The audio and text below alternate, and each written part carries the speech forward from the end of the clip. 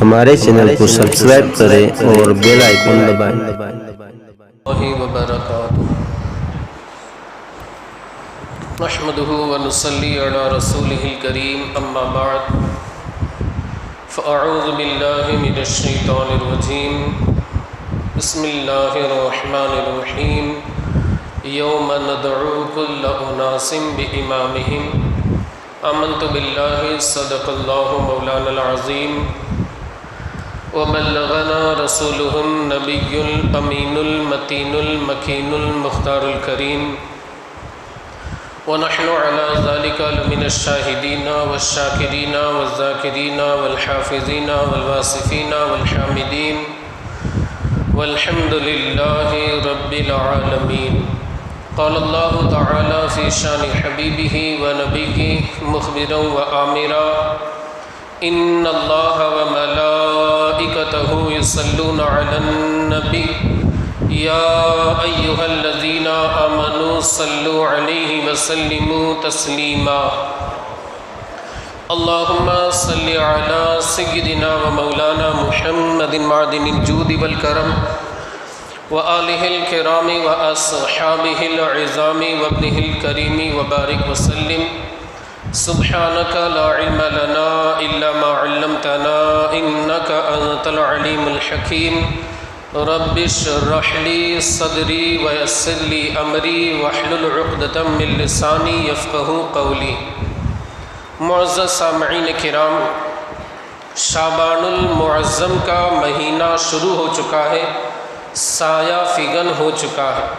میرے آقا مصطفیٰ کریم رؤوف الرحیم جناب محمد الرسول اللہ صلی اللہ تعالی علیہ وآلہ وسلم ارشاد فرماتے ہیں، رجب اللہ کا مہینہ ہے، شعبان میرا مہینہ ہے اور رمضان میری امت کا مہینہ ہے. یعنی یہ جو شعبان کا مہینہ ہے یہ اللہ کے رسول صلی اللہ علیہ وآلہ وسلم کا پسندیدہ مہینہ تھا.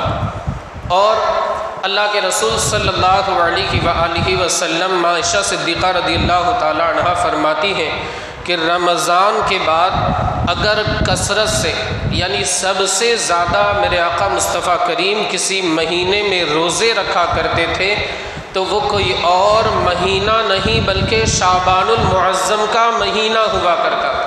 یعنی شعبان میں آپ کثرت سے روزے رکھا کرتے تھے اور صحابہ کرام اپنے جو کچھ مال و دولت وغیرہ ان کے پاس تھے اس کی زکوٰۃ شعبان کے مہینے میں نکال دیا کرتے تھے. کیوں؟ وجہ اس کی دو بتائی جاتی. ایک وجہ تو یہ ہے کہ ایک غریب بندہ جو ہے وہ جو کچھ بھی اسے اناج راشن وغیرہ کی ضرورت ہے وہ رمضان کا انتظام پہلے ہی سے کر لے. رمضان کا مہینہ آئے اس کے دماغ کے اوپر ٹینشن نہ ہو، ہیڈ ایک جسے کہا جا سکتا ہے، ایک فکر نہ ہو، ٹینشن نہ ہو. پہلے ہی اسے وہ رقم مل گئی، اس نے راشن اناج وغیرہ جو کچھ بھی ضرورت کی چیزیں ہیں وہ خرید لی. اب وہ بندہ سکون کے ساتھ اللہ وحدہ لا شریک کی عبادت کر سکے گا. دوسرا مقصد ان کا یہ ہوتا تھا صحابہ کرام کا کہ ہم نے شعبان کے مہینے میں زکوٰۃ ادا کر دی، اب رمضان میں ہم فری ہو گئے، ہمیں بھی کوئی چیز کا ٹینشن نہیں ہوگا کہ اتنا نکالنا، اتنا حساب کرنا، یہ کرنا ہے، وہ کرنا ہے، کاؤنٹنگ کرنی ہے، یہ ساری چیزیں ہمیں کرنی ہے. ان ساری چیزوں میں ان کو دماغ لگانے کی ضرورت نہیں پڑتی تھی، وہ فری ہو جاتے. جب وہ فری ہو جاتے تھے تو ان کا مقصد یہ ہوتا تھا کہ اگر ہم فری ہوں گے اللہ کی عبادت اور زیادہ ادا کر لیں. یہ صحابہ کرام کا مقصد. خیر ہماری یہ سوچ ہوتی ہے، ہماری یہ فکر ہوتی ہے کہ بھائی رمضان میں ایک کا 70 ملتا ہے، ایک کا 70 ملتا ہے تو ہم رمضان کے مہینے میں زکوٰۃ ادا کرتے. اور آج کل تو بھائی کمپیوٹر کا زمانہ ہے، موبائل کا زمانہ ہے، فٹافٹ حساب کر لیا اور ایک دن کے اندر سب کچھ ہو گیا. اچھی بات ہے، لیکن صحابہ کرام کی جو سوچ ہے اس کا پہلا پہلو دیکھیں. وہ کیا سوچتے تھے کہ ایک غریب کے پاس شعبان کے مہینے میں رمضان سے پہلے رقم چلی جائے گی، وہ غریب جو ہے بے فکر ہو جائے، اسے ٹینشن نہیں رہے گا، رمضان کا مہینہ آ رہا ہے، میرے پاس تو پیسے نہیں ہیں، گھر والوں کا گزارا کیسے ہوگا، لوگ اچھے اچھے کھانے کھائیں گے، میرے گھر والوں کا کیا ہوگا، ان ساری چیزوں کی اسے فکر نہیں ہوگی۔ وہ بندہ بالکل بے فکر ہوگا کہ بھائی اب الحمدللہ آ چکا ہے، رمضان کی ہمیں فکر نہیں ہے، وہ بندہ آزاد ہو جائے گا، سکون اسے حاصل ہو جائے گا اور اللہ کی عبادت میں بھی اس کا دل لگ جائے گا۔ یہ صحابہ کرام کی سوچ اور فکر ہوا کرتی۔ عزیزان ملت اسلامیہ، انشاءاللہ موقع سے اگلے ہفتے شعبان المعظم کے اور بڑی رات کے اور بھی فضائل بیان کیے جائے۔ اس مہینے کے اندر مبارک ہستیوں نے اس دار فانی سے دار بقا کی جانب کوچ کیا ہے۔ حضرت داتا علی حجویری پڑوسی ملک میں ملتان کی سرزمین پر جن کا مزار اقدس ہے، جن کے مزار اقدس پر 40 دن تک 40 روز تک عبادت کر کے خواجہ غریب نواز سلطان الہند عطائے رسول خواجہ معین الدین چشتی حسن سنجری ثم اجمیری خواجہ غریب نواز رضی اللہ تعالی عنہ نے ان کے مزار اقدس پر عبادت وغیرہ کر کے یہ شعر کہا تھا کہ گنج بخش فیض عالم مظہر نور خدا ناقصارہ پیر کامل کاملارہ رہنما۔ کتابوں میں لکھا ہے، کشف المحجوب میں حضرت داتا علی حجویری فرماتے ہیں کہ ایک مرتبہ ملک شام میں گیا، سیریا جسے آج کل کہا جاتا ہے، وہاں بلال حبشی کا مزار بھی موجود ہے۔ میں نے بلال حبشی کے مزار پر حاضری دی، پتہ کیا چلا کہ اولیاء کے مزارات پر، صحابہ کے مزارات پر، اللہ والوں کے مزارات پر حاضری دینا یہ ناجائز نہیں ہے، بلکہ خود اللہ والوں کی سنت کریمہ ہے۔ خیر وہ فرماتے ہیں داتا علی حجویری میں بلال حبشی کے مزار پر حاضر ہوا، حاضری دی، ظاہر سی بات ہے اللہ والے جہاں آرام فرما ہوتے ہیں وہاں رحمتوں کی برسات ہوتی ہے، انوار کی برسات ہوتی ہے، برکتوں کا نزول ہوتا ہے، سکون وہاں پر میسر آ جاتا ہے۔ میری آنکھ لگ جاتی ہے، جب میں سو جاتا ہوں میری ماتھے کی آنکھیں بند ہوتی ہے، دل کی آنکھیں کھل جاتی ہے، سامنے دیکھا، سرہانے دیکھا، کوئی اور نہیں آمنہ کے لال تشریف فرما، امام الانبیاء سید الکونین مختار کائنات دونوں عالم کے دولہا جناب محمد الرسول اللہ صلی اللہ علیہ وآلہ وسلم تشریف فرماتے۔ آپ بھی دعا کریں، ہم بھی یہ دعا کرتے ہیں، بار بار ہم یہ دعا کرتے ہیں، کسی شب خواب میں جلوہ دکھا دو یا رسول اللہ، ہماری سوئی ہوئی قسمت جگا دو یا رسول اللہ، کرم کر دو کربلا کی پیاس کا صدقہ، ہمیں دیدار کا شربت پلا دو یا رسول اللہ۔ اور سنا ہے آپ ہر عاشق کے گھر تشریف لاتے ہیں، میرے گھر میں بھی ہو جائے چراغا یا رسول اللہ۔ اللہ رب العزت ہمیں بھی اپنے محبوب جناب محمد الرسول اللہ صلی اللہ علیہ وآلہ وسلم کے دیدار کا شربت عطا فرمائے اور مدینۃ الرسول کی مقبول حاضری نصیب فرمائے۔ عزیزان ملت اسلامیہ، میں عرض کر رہا تھا حضرت داتا علی حجویری نے دیکھا کہ سامنے میرے آقا مصطفیٰ کریم تشریف فرما ہے اور آپ کعبہ مکہ معظمہ میں باب بنی شیبہ کے قریب تشریف فرما ہے اور آپ کے پہلو کے اندر ایک معمر بزرگ ہے۔ مجھے تعجب ہوا کہ یہ بزرگ کون ہے، ان کا مقام و مرتبہ کتنا بلند و بالا ہے، اللہ نے انہیں کتنا شرف عطا فرمایا، کتنی سعادت عطا فرمائی، کتنی عظمت عطا فرمائی اور کتنی رفعت و بلندی عطا فرمائی کہ مصطفیٰ کریم کے پہلو میں انہیں جگہ نصیب فرمائی۔ کیا ہی خوش نصیب ہے، ان کے نصیبے پر میں قربان جاؤں، ان کے نصیبے پر میں واری جاؤں، ان کے نصیبے پر میں جان نثار ہو جاؤں۔ یہ ہے کون؟ میرے دل میں خیال آیا تھا، حضرت داتا علی حجویری فرماتے ہیں میرے دل میں یہ خیال آیا کہ آخر ہے کون؟ تعجب کی نگاہ سے میں نے دیکھا، ابھی میں نے زبان سے کچھ نہیں کہا تھا، صرف دل میں سوچا تھا، مگر آمنہ کے لال عبداللہ کے پیارے امام الانبیاء سید الکونین مختار کائنات ڈوبے ہوئے سورج کو واپس لانے والے، چاند کے 2 ٹکڑے کرنے والے، معراج پر جانے والے میرے آقا مصطفیٰ کریم رؤوف و رحیم جناب محمد الرسول اللہ صلی اللہ علیہ وآلہ وسلم جو کہ غیب داں ہے، اللہ نے جنہیں غیب پر مطلع فرمایا ہے، میرے دل کی کیفیت کیفیت کو جان لیا، میرے دل کے حال کو جان لیا، میرے دل کی حالت کو میرے آقا مصطفیٰ کریم نے ملاحظہ فرما لیا اور ارشاد فرمایا، اے داتا علی، تمہارے ذہن میں یہ سوال ہے کہ میرے پہلو میں یہ شخص کون ہے؟ تمہیں یہ تعجب ہے کہ میرے بغل میں یہ بندہ کون کھڑا ہے جسے یہ شرف حاصل ہے، یہ سعادت حاصل ہے؟ میرے آقا مصطفیٰ کریم فرماتے ہیں، سنو داتا علی حجویری، یہ جو میرے پہلو میں کھڑا ہے یہ کوئی اور نہیں، یہ تمہاری امت کا ابو حنیفہ ہے، جسے تمہاری امت، تمہارے لوگ امام اعظم کے نام سے یاد کرتے ہیں۔ یہ امام اعظم کا مقام و مرتبہ، عزیزان ملت اسلامیہ، یہ ہمارے امام اعظم کا مقام و مرتبہ، جن کا اسی مہینے کے اندر 2 تاریخ کو وصال، آج تو 1 شعبان المعظم ہو گئی، ماشاءاللہ بہت سارے حضرات نے سورت میں چاند دیکھا، یہاں بھی کچھ حضرات نے دیکھا۔ آنے والی جو شب ہے یہ 2 شعبان المعظم کی ہے، اور اسی رات، اسی شب امام اعظم ابو حنیفہ اس دار فانی سے دار بقا کی جانب کوچ کر گئے تھے، اور آپ کا یہ عرس کا دن شمار ہوتا ہے۔ حضرت یحییٰ معاذ راضی رضی اللہ تعالیٰ عنہ فرماتے ہیں کہ ایک رات میں سویا، میں نے خواب میں دیکھا اللہ کے رسول صلی اللہ علیہ وآلہ وسلم تشریف فرما رہے۔ میں نے عرض کی، یا حبیبی یا رسول اللہ علیک الصلاۃ والتسلیم، میں آپ کو کہاں تلاش کروں؟ عرض کی، این اطلبک یا رسول اللہ؟ قال عند علم ابی حنیفہ۔ یا رسول اللہ علیک الصلاۃ والتسلیم، کل قیامت کے دن یہ جو یحییٰ ہے یہ آپ کو کہاں تلاش کرے؟ میرے آقا مصطفیٰ کریم فرماتے ہیں، قال عند علم ابی حنیفہ، میرے آقا مصطفیٰ کریم نے فرمایا کل قیامت کے دن مجھے اگر تلاش کرنا ہو تو کہیں اور نہیں، ابو حنیفہ یعنی امام اعظم کے جھنڈے کے پاس تلاش کر لینا، محمد الرسول اللہ تمہیں وہیں پر نظر آ جائے۔ یہ میرے امام کا مقام و مرتبہ، الحمدللہ ثم الحمدللہ۔ ہم اپنی قسمت پر جتنا ناز کرے کم ہے کہ اللہ رب العزت نے ہمیں سیدنا امام اعظم کے مقلدوں میں سے بنایا، امام اعظم کی اقتداء و پیروی کرنے والوں میں سے بنایا۔ سیدنا امام اعظم تجارت کی اگر بات کریں، ماشاءاللہ بہت سارے حضرات تجارت سے تعلق بھی رکھتے ہیں، اللہ اکبر۔ ایک مسئلہ میں آپ حضرات کو بتا دوں کہ اگر ہم کسی کو کچھ قرض دے رہے ہیں تو اس سے نفع حاصل کرنا بالکل بھی جائز نہیں۔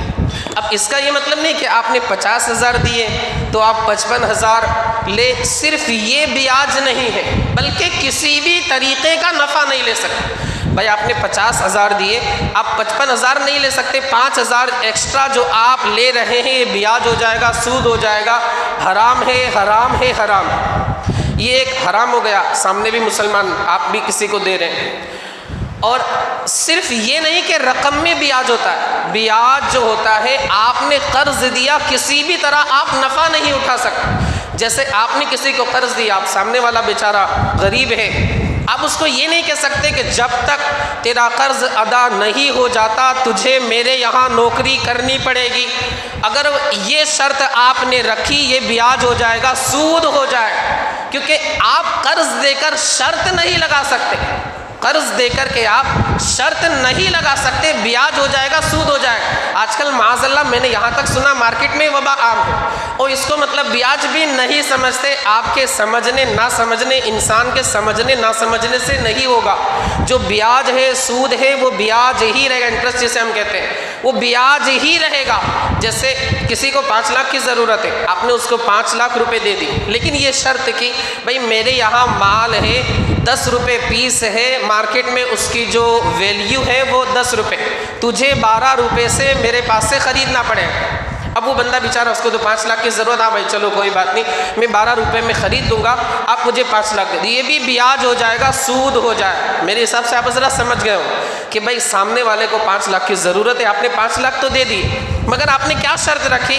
میرے یہاں مال پڑا ہے، نہیں بک رہا ہے، مارکیٹ میں اس کی ویلیو 10 روپے، مگر نہیں بک رہا، تجھے وہ مال 10 کے بدلے 12 روپے میں خریدنا پڑے گا۔ اس کو تو بیچارے کو 5 لاکھ کی ضرورت ہے، مجبور ہو کر اس نے وہ 12 روپے میں مال خرید لیا۔ یہ بیاج ہو جائے گا، سود ہو جائے گا، سود ہو جائے گا، سود ہو جائے گا۔ اللہ کی بارگاہ میں اس کے تعلق سے جواب دینا پڑے۔ اسی طرح بعض حضرات یہ کرتے ہیں کہ بھائی ایک شرط لگا کر کے چیز خرید لیتے ہیں کہ بھائی یہ بلڈنگ وغیرہ یا مثال کے تو کچھ بھی ہے، یہ مال آپ خرید لیجئے، 1 سال کے بعد یہی مال میں آپ سے واپس لے لوں گا اور جو اس کی مارکیٹ ویلیو ہوگی اس حساب سے میں لوں گا۔ بھائی آج 10 روپے کا مال ہے، آپ اسے 10 روپے میں خرید لیں، کوانٹٹی اس کی زیادہ ہوگی، 10 روپے میں آپ مال خرید لیں، 1 سال کے بعد یہی مال میں آپ سے 12 روپے میں لے لوں گا یا جو کچھ مارکیٹ ویلیو ہوگی اس حساب سے میں خرید لوں، اس کی بھی اجازت نہیں ہے، شریعت اس کی بھی اجازت نہیں دیتی۔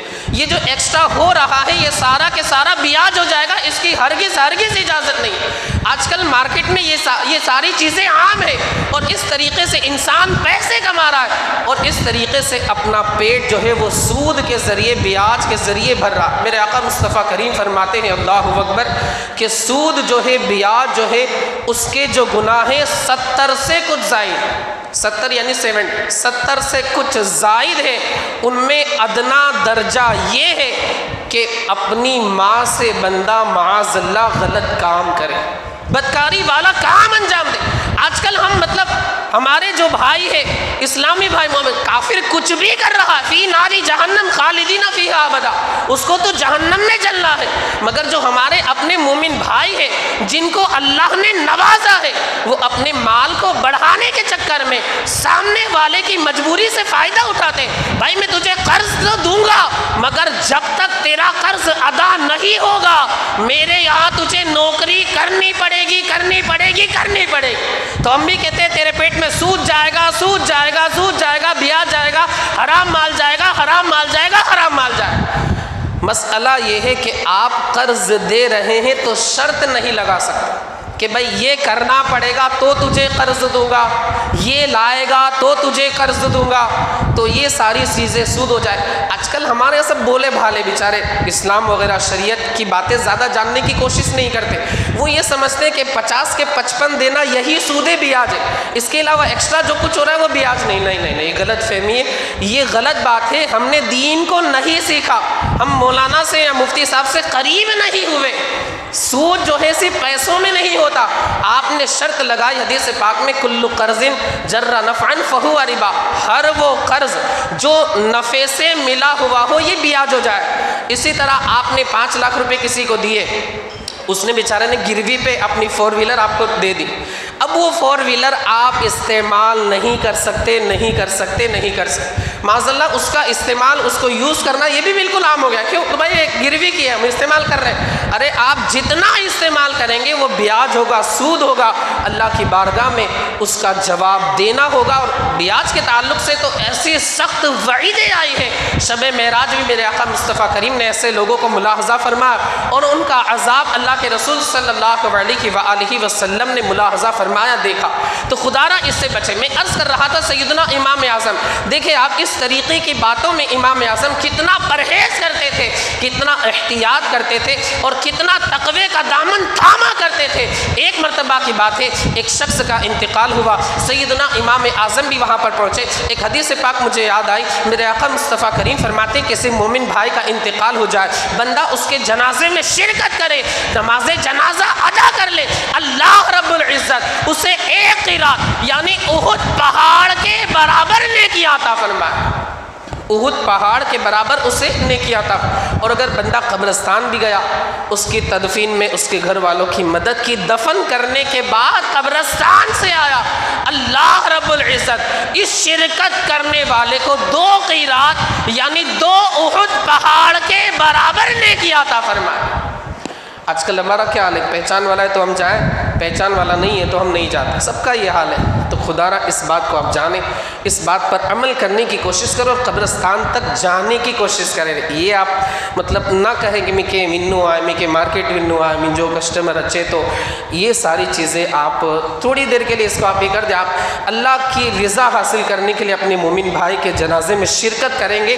ایک کسٹمر آنے والا ہے، اس مومن بھائی کے جنازے میں شرکت کرنے کی وجہ سے اللہ ایک کے بدلے 5 10 15 کسٹمر بھیج دے گا۔ اچھی نیت سے آپ جائیں، انشاءاللہ آپ کو اس کا ثواب ملے گا۔ میں عرض کر رہا تھا سیدنا امام اعظم نے بھی جنازے میں شرکت کی، سخت گرمی تھی، سایہ کہیں نہیں تھا، ایک بندے کا مکان تھا، اس کے مکان کی وجہ سے تھوڑا سا سایہ تھا، سایہ مطلب شیڈ جسے ہم کہہ سکتے ہیں۔ اس مکان کے ظاہر سی بات ہے پہلو میں پڑوس میں تھوڑی سی جگہ ہوتی ہے، مکان کی وجہ سے تھوڑا بہت سایہ ہو جاتا ہے۔ کسی نے کہا امام اعظم یا ابا حنیفہ آپ یہ سائے میں بیٹھ جائیں تاکہ آپ کو دھوپ وغیرہ کی وجہ سے زیادہ گرمی کا احساس نہ ہو۔ سیدنا امام اعظم فرماتے ہیں کہ یہ جو گھر والا ہے اس کو میں نے قرض دیا ہے اور میں نہیں چاہتا کہ اس وجہ سے میں اس کی کسی چیز سے نفع حاصل کروں۔ میرے حساب سے آپ حضرات بات سمجھ، حالانکہ آپ جا سکتے تھے، بیٹھ سکتے تھے، ناجائز و حرام نہیں تھا، مگر یہ اللہ والے تھے، یہ تقوی کے پیکر ہوا کرتے تھے، زہد کے پیکر ہوا کرتے تھے۔ امام اعظم فرماتے ہیں کہ میں نے اس مکان کا جو مالک ہے اسے قرض دیا ہے۔ ابو حنیفہ اس بات سے ڈرتا ہے کہ اگر اس کے مکان کے سائے میں بیٹھ گیا کہیں اللہ کی بارگاہ میں گرفت نہ ہو جائے، تو نے اسے قرض دیا تھا اور اس کے مکان سے تو نے سایہ حاصل کی۔ یہ اللہ والوں کی شان، اللہ والوں کی بات۔ اسی طرح تجارت میں جھوٹ بول کر کے مال بیچ دینا، ارے اس کو تو بالکل کمال سمجھا جاتا ہے۔ بچے نے اگر جھوٹ بول کر کوئی چیز بیچ دی یا کسی کو بیوقوف بنا دیا تو تالیاں بجائی جاتی ہے، اس کو شاباشی دی جاتی ہے، حالانکہ غلط ہے غلط ہے غلط ہے۔ ہمارے امام اعظم اچھا ویسٹیج مال جو ہے اس کو پورا بنڈل ہے بیچ میں رکھ دیا، سامنے والے کو پتہ ہی نہیں چلا، پوری قیمت اس کے پاس سے ہمارے پاس آ گئی، یہ بھی غلط ہے۔ تم اس کو تو دھوکہ دے رہے، لیکن یہ بات یاد رکھو آپ کہ آپ مسلمان ہو اور مسلمان کو اللہ سے ڈرنا چاہیے، اللہ کی بارگاہ میں اسے جواب دینا ہے، اس بات کی اسے فکر ہونی چاہیے۔ سیدنا امام اعظم رضی اللہ تعالیٰ عنہ کے پاس کچھ مال آیا۔ اب کپڑے وغیرہ کی آپ تجارت کرتے تھے، ماشاءاللہ آپ حضرات میں سے اکثر لوگ بھی کپڑے کی تجارت کرتے ہیں، سنت کی ادا۔ یہ آپ نیت کریں کہ ہمارے امام اعظم بھی کپڑے کی تجارت کیا کرتے تھے، ہم بھی ان کے نقش قدم پر چلتے ہوئے تجارت کریں، اللہ اس پر بھی آپ کو ثواب عطا فرمائے۔ تو سیدنا امام اعظم نے حضرت حفص بن عبد الرحمن سے فرمایا کہ بھئی یہ جو مال ہے اس میں کچھ عیب بھی ہے، یعنی ویسٹیج مال بھی ہے، کچھ خرابی ہے جس کی وجہ سے قیمت ڈاؤن ہو جاتی ہے، پرائس جو ہے وہ تھوڑی سی کم ہو جاتی ہے، قیمت ڈاؤن ہو جاتی ہے، تو یہ سامنے والے کو بتا دینا۔ انہوں نے کہا ٹھیک ہے کوئی بات نہیں، کسٹمر آئے گا، گاہک آئے گا تو میں اس کو بتا دوں، کلائنٹ جسے ہم کہہ سکتے ہیں۔ تو اب اتفاق سے کسٹمر آیا، اس نے وہ مال وغیرہ پورا خرید لیا اور حضرت سیدنا حفص وہ عیب بتانا بھول گئے کہ بھائی اس میں یہ خرابی تھی، وہ مال بک گیا۔ سیدنا امام اعظم کو بات پتہ چلی کہ وہ عیب بتانا بھول گئے تھے اور کس نے وہ مال خریدا ہے اس کا بھی کوئی عطا پتہ نہیں۔ اللہ اکبر۔ آج کل کا آپ دور دیکھیں، آج کل کا آپ ماحول دیکھیں، ظاہر سی بات ہے ہم امام اعظم کے قدموں کی دھول کے کروڑویں حصے کے برابر بھی نہیں ہو سکتے، لیکن کم از کم ہم ان کے غلام تو بن سکتے ہیں، ان کے نقش قدم پر چلنے کی تو ہم کوشش کریں۔ آج کل اگر ایسا ہوتا تو خوش ہوتے ہیں، مال بک گیا، سامنے والے کو بیوقوف بنا دیا، اتنے کما لیے، ہوتا ہے کہ نہیں ہوتا؟ اللہ ماشاءاللہ کچھ ایسے نیک بندے بھی آپ میں سے ہوں گے، یقیناً ہوں گے، ضرور ہوں گے اور ضرور ہوں گے آپ حضرات میں کچھ ایسے بندے، لیکن اکثر لوگوں کا یہی حال ہے کہ مال بک گیا، سامنے والے کو بیوقوف بنا دیا، پتہ ہی نہیں چل پایا۔ سیدنا امام اعظم کو جب پتہ چلا کہ وہ مال بک گیا اور اس کے عیب کے بارے میں، اس کی خرابی کے بارے میں سامنے والے کو بتایا نہیں گیا، وہ بتانا بھول گئے اور کس نے خریدا ہے اس کا بھی کوئی عطا پتہ نہیں ہے، سیدنا امام اعظم نے جتنی قیمت اس مال کی آئی تھی پوری قیمت اللہ کی راہ میں آپ نے صدقہ کر دی۔ یہ اللہ والوں کی شان کہ اللہ وحدہ لا شریک کا ان ڈر ان کے دل کے اندر کس طرح جاگزی تھا، کس طرح غامزن تھا۔ اللہ رب العزت کی بارگاہ میں دعا ہے مولا ہمیں آپ کو اور ساری دنیا کے خوش عقیدہ مسلمانوں کو ان بزرگان دین کے نقش قدم پر چلتے رہنے کی توفیق رفیق عطا فرما۔ استغفر اللہ ربی من کل ذنب واتوب الیہ وآخر دعوانا ان الحمد للہ رب العالمین۔ ایک خاص اعلان، انشاءاللہ ہر مہینے کے پہلے اتوار، ہمارے یہاں تو الحمدللہ تفسیر کا دور چلتا ہی ہے، اب ہر مہینے کے پہلے اتوار کو ظہر بعد تفسیر تو ہوتی ہے لیکن 3 ہفتے تفسیر چلے گی اور ہر مہینے کے پہلے اتوار کو ظہر بعد سوال جواب مسئلے مسائل وغیرہ بیان کیے جائیں گے، جو ضروری مسائل ہیں وہ آپ حضرات سے گزارش ہے کہ آپ تشریف لائیں علم دین سیکھنے کے ارادے سے۔ آپ حضرات سے گزارش ہے کہ علم دین سیکھنے کے لیے حدیث پاک میں ہے جو بندہ علم دین کا ایک باب کا مطلب ہوتا ہے چیپٹر، علم دین کا ایک باب ایک چیپٹر حاصل کرتا ہے، اللہ رب العزت اسے 100 رکعتوں سے زیادہ ثواب عطا فرماتا ہے۔ 100 نوافل نفل نماز ہوتی 100 نوافل رکعتوں سے زیادہ ثواب عطا فرما۔ تو آپ حضرات اس میں شرکت کریں، اور جو بھی آپ کا سوال ہو میرے نمبر پر واٹس ایپ کر دیں، باہر بھی میرا نمبر ہے، یا ایک نمبر اور بھی دیا جائے گا، اس پر آپ واٹس ایپ کر دیں، انشاءاللہ اس کا جواب اس محفل میں دیا جائے گا اور آپ کے علم میں اضافہ ہوگا۔ مولا عز و جل ہمیں اور ساری دنیا کے خوش عقیدہ مسلمانوں کو صحیح طریقے سے سنت کے مطابق علم دین حاصل کرنے کی توفیق رفیق عطا فرمائے۔